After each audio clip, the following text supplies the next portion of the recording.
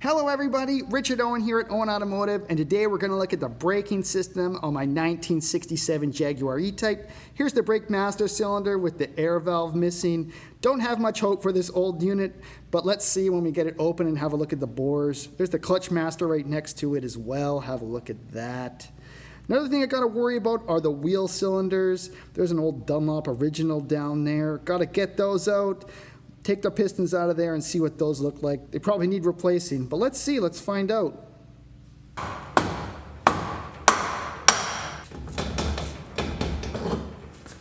Okay, just moving in a little closer here. You can see here's the caliper unit.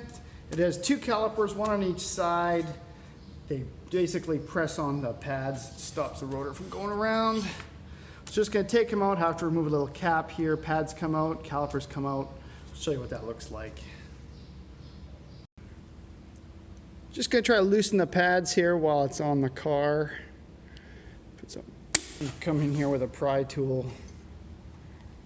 They're removed. That's good. Gonna remove the hard lines with this slotted spanner.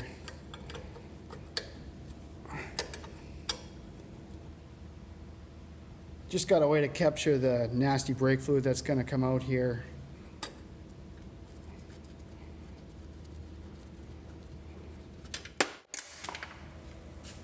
Oh, brake fluid looks somewhat clean. It's reassuring.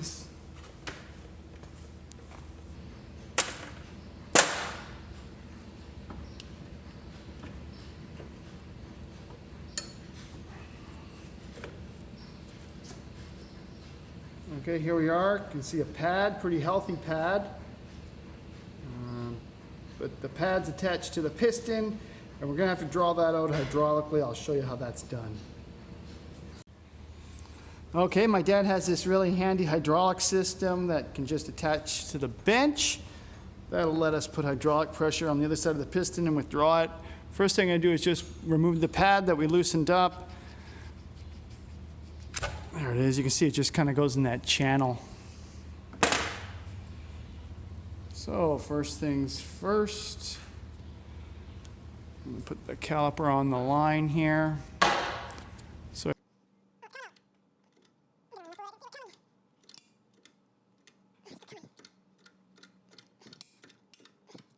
oh, wants a little more fluid. Let's top it up. Okay, got a bit more fluid in there. Just starting to pour out of the seal now. It's overextended. Okay, get my pick in there. Probably won't squirt the phone. Ugh. Take the seal off.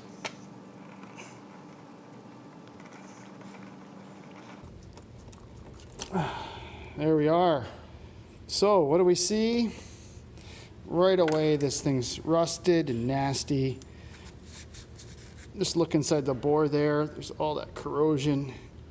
So gonna have to get new calipers all around probably. So that'll be 4 up front, 4 in the rear, 8 calipers. Pretty common with any car that's been sitting around. Okay, yeah, so if that caliper is any indication, I need to replace all 8 calipers, and that's what I've done here. Got new units from TRW. This is in lieu of sleeving them, which is a method that is mixed. Some people like it, some people think it's dangerous. I'm just gonna buy new. See what they look like here. They're kind of plated gold. I don't really want gold calipers, so I'm gonna go ahead and paint them, and we'll throw them on the car. Okay, I got both pistons on the caliper here, one on each side. I just leave them loose. That makes these hard lines way easier to go on. Made a new lower line. It was clogged and rusty. If I was being more thorough, I'd probably renew this line as well.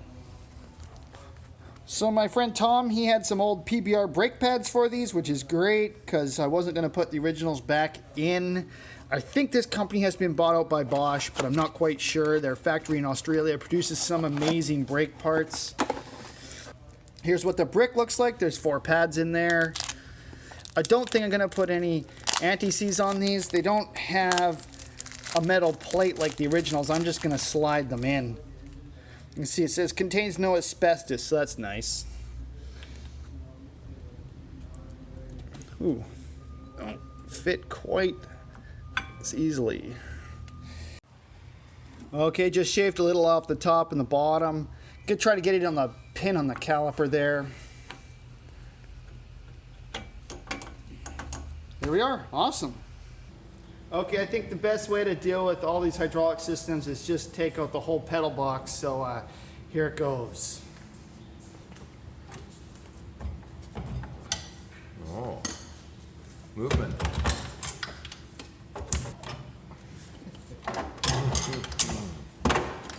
There you go. Okay, just gonna take both those master cylinders out. Uh-oh, uh-oh. What's hiding in there? Let's have a look.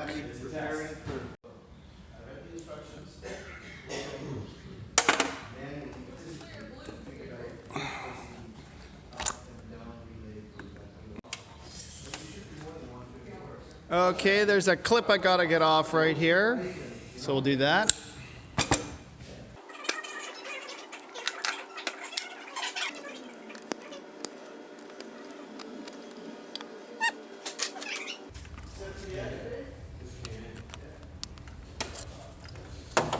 Got that one out. Okay, I got the dreaded blue spacer here down in there. I'm gonna have to put the circlip back on and try to grab the whole unit out. You can see in the exploded view here, I am right here trying to get number 22 out, and I'm gonna try to use this piston rod, yank on it and see if it'll come out. Okay, finally got the plastic spacer out. It's really a hard thing to get out, especially when these things are really corroded. Really had to bash on it here, ruin the master cylinder. Oh yeah, look at that. Ooh, that was non-functional for sure. Let's just get a look down in there. Get the light in there. Ooh, it's terrible. Yeah, so this thing was really screwed up. That's why I couldn't withdraw that plunger very well. So now that we've had a good look at all the wheel cylinders and the master cylinder, pretty much guarantee I have to replace the whole system and probably clean out some lines and replace them.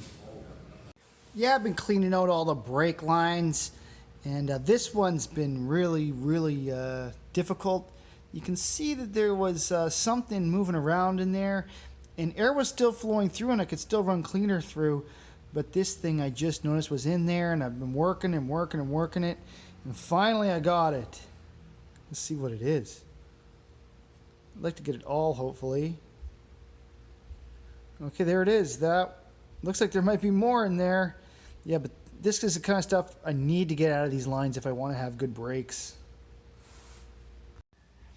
Here I am doing an unboxing. What's in the box? What's in the box? Well, it's a brake booster, brake servo, whatever you want to call it. And it's from this incredible company called Liberty Vehicle Technologies, also rebranded recently to 920E. And they provide OEM products and brake units for a whole range of cars. They even dabble in a little bit of F1. But what's really cool about this company is it was originally called Automotive Products, and it's the same company that made the brake booster and brake master for Jaguar in the 1960s. So what we're seeing here is a product that's probably coming from a lot of the same forgings, the same tooling, the same pressings, and it's a total doppelganger of what was on my car in 1967. Yeah, I'm really digging this, loving the CAD finish. This is going to look splendid on the car. Totally loving it. Let's have a look at this master cylinder.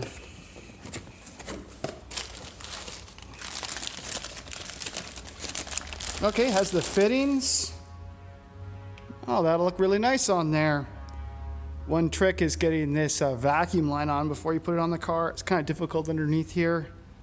But yeah, these look like great pieces. I don't know if I need to paint this or not, because sometimes this is just bare metal. I think I am gonna paint it. Just give it a cursory spray of black. Do that, then we'll put these things on the car. Okay, just putting the master cylinders in the brake pedal box here on the bench. Way easier to do on the bench. Get those clevis pins in. One thing I did was just spray some gunmetal on the brake master cylinder. It comes bare metal because typically the brake fluid eats any paint that's on it, but I'm going to try to seal it up real nice and hopefully that won't happen. One thing to notice, there's some return springs deep in the pedal box here. Often see these broken and you don't know till you get the pedal box off the car, but both these are intact down in there, you can see them. So you're going to put this unit together, I'll show you what that looks like going in. Alright, the heater box is gone. That leaves lots of access to the braking system, the E-Type. Down there you can see where the new booster's installed. That was really easy. Just went out went the old one, in went the new one. Cleaned out some of those lines. You saw there was some junk stuck in there. I just ran some dum-dum putty around the edge where this pedal box seats. I don't really have a gasket. It's kind of a lot of paint and buildup around there, so I think that's a good way to go.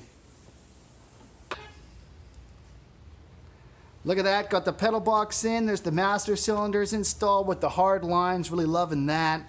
They're just waiting on the brake fluid reservoirs. They'll sit up here on a heat shield and they'll draw the brake fluid into the system. Down here you can see the booster and all the vacuum lines hooked up. It basically draws vacuum, believe it or not, from a pipe that's inside the firewall. I'll show you where it comes out on the other side here. Yeah, right over here. Another vacuum line which runs to this valve, and it basically picks up vacuum with this tube from the intake manifold, which I'm just about to install. The SSUs are about to go on. But when they go on, they give no access to any of the systems in here, so gotta deal with those.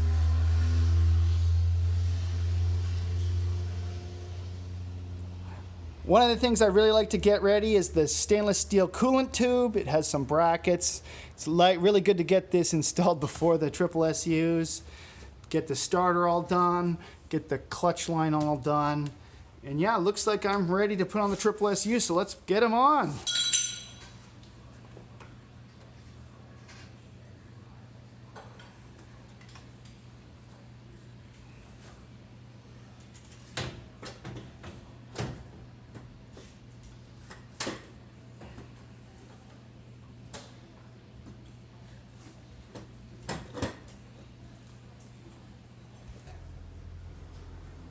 But next I kind of want to get to the cooling system.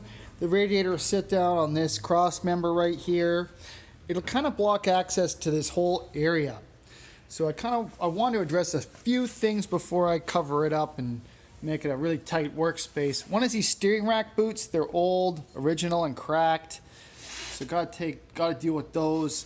These might be the original ones. I see the chainy clamp on both sides of the passenger side one, and the original lock wire they used at the factory on this side. I have no idea why they used lock wire on this side, but it's common amongst very original cars. So I'm going to take those boots off, and then we're going to look at the steering rack and how it's mounted, because there's a big problem and a major issue with these that I see common on a lot of cars. Okay, my dad showed me a trick so you can keep your tie rod measurements. Loosen this main nut, the big one right here, off. Just leave it loose. You can unwind the bar now out of the tie rod end.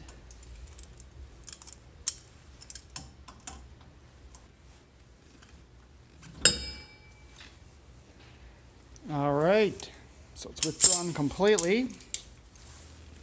Now I can take a measurement with the calipers.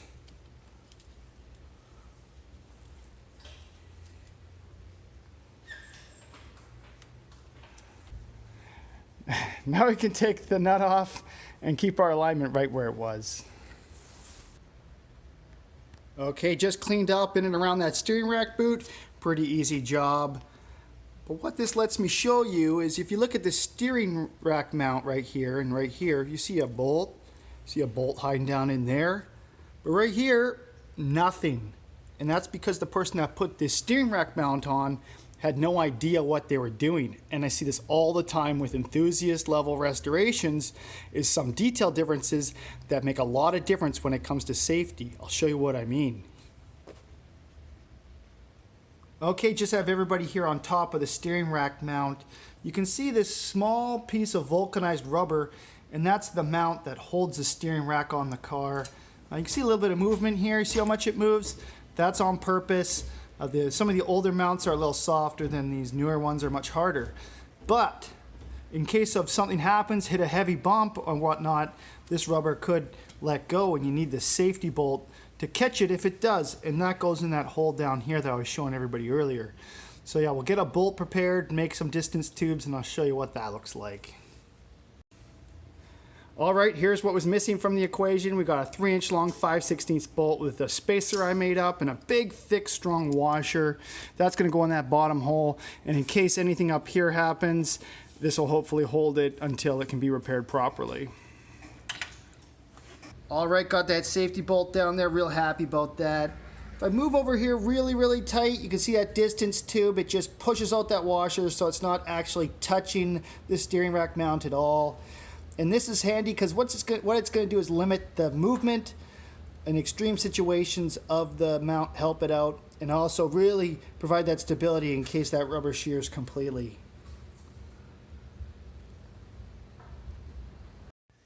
There it is, got this steering rack boot on. It's a real high quality steering rack boot.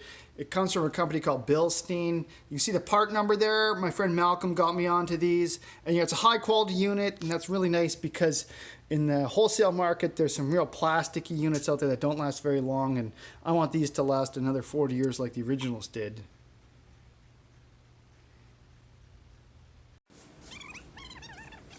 All right, gotta do the rear brakes. The only way that's happening is dropping the rear suspension. So up it goes. Let's see what we got.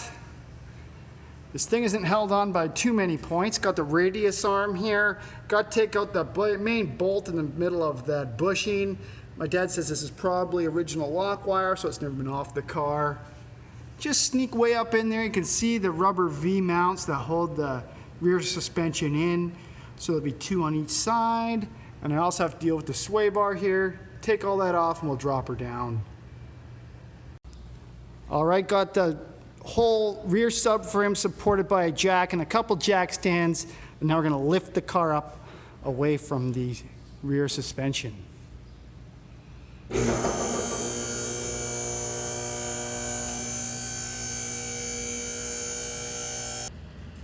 All right, look at that. There's the whole rear suspension removed from the car for the first time. You can see the original lock wire there holding the diff in. My dad had a top trick, and that's removing the rear mount and leaving the forward mount on the cradle. So the fenders here are these Dunlops. They're really tight in there. Not much room beside the diff or the springs. Before I take it completely apart, I'm gonna try just removing the spring damper unit, seeing how much room that provides and seeing if I can do one side just like that without having to take it right apart. All right, had some success. Got all the lines off this caliper. There's a lot of access here when you take the spring damper unit out. You can see that caliper there. That's gonna be no problem at all. Real test of endurance here is on the other side. If I can get those 2 3/8 bolts in the back there out, I'm gonna be able to do this. Had some success, got the piston assemblies out of the caliper there. The one on the right here is super, super tight. Glad to get that out. Have a look at the Dunlop piston assemblies here and the original pads. This car doesn't seem to have had many miles whatsoever. Those pads are really nice and meaty. One thing I'll just show you, my dad pointed out, is that underneath this mount, you can see the original paint, gloss black paint. Yeah, so if I was to refinish this whole thing, it would be going gloss black. But because it's beautiful out, 30 degrees out, I want to get this thing on the road sooner than later. Just going to re-and-re the brakes and put this whole thing back in the car, because to rebuild this is a major, major job, and I don't want to get that far into it. Time to take a big, deep breath. Gonna do the impossible, and that's get this piston assembly unit onto the caliper in that really tight area down there. So prepared as much as I could, procrastinated, kind of painted up all the lines, cleaned them out, got all my hardware nicely treated, so I got painted and got anti-seize on the threads, got the new TRW piston there, remote bleeder, got the line on, got some bolts in there. So yeah, we're ready to go. I hope this goes in. If it does, it'll make my day, because the workshop manual says I have to basically disassemble the complete drive shaft, rotor, and all to do this job, and this is definitely going to be a shortcut. Okay, we're nice and tight on the caliper unit here. Show you that the piston unit has to come in from the top. There we are. going to be a bit of a fight, but I think it's going to happen. Just fighting that thread down at the bottom. Yes. Okay, so it's roughly in position there. I'm going to put in these 2 bolts and then wish me luck with those back 2. Yeah, I got this really handy thin socket and ratchet set. See, it kind of goes in like this. And that'll let me get it easily into that back top bolt, at least the top one. Yeah, so had some success, got these 2 in, got the top rear one in. Now just way down in there is that bottom one. I'm gonna have to do some real fishing to get that one started. Let's see if it can make this happen. If it is, I'm having some old speckled hen tonight. You better believe it. Okay, I can spin it from the bottom and I'm gonna push it in with this pry tool. Let's see how that goes. Feeling pretty good. I can use the pry tool to assist. Oh yes, this is sweetness. So now from below, I'll use a simple ratcheting wrench, 3/8.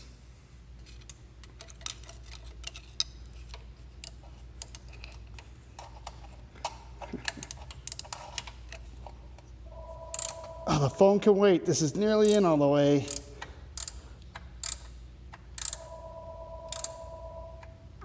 There we are. Did the impossible. Hallelujah. Life is good.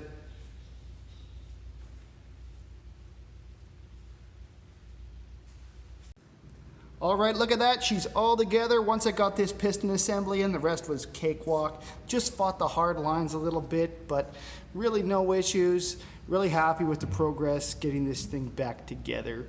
One thing I'll note is the remote bleeders. These will make it really easy to bleed, but I didn't quite know the path to take. I think this is the best one though. It puts the lines well away from the handbrake cable and kind of keeps it away from the hot caliper, so I'm digging that. So yeah, we're ready. Let's lower the car back down onto this thing.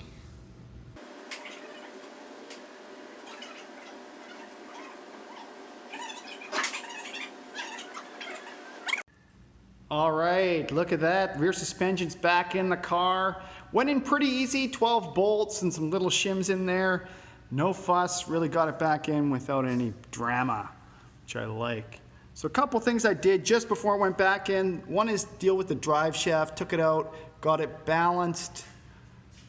A little detail thing here. Also put a grommet in and around the handbrake cable. That stops it from rattling. You can see it all hooked up in there. There's one of those piston caliper assembly units. Yeah, I could have probably cleaned the rotors off a little better, but they'll be fine. Another thing I did was check the diff oil. There was hardly any oil in the diff. It would have been totally dry. So put some new oil in there, cleaned it out, put the plug in there with a bit of silicone. Don't want it dripping. Okay, well that does it for today. I'm done working on my E-Type.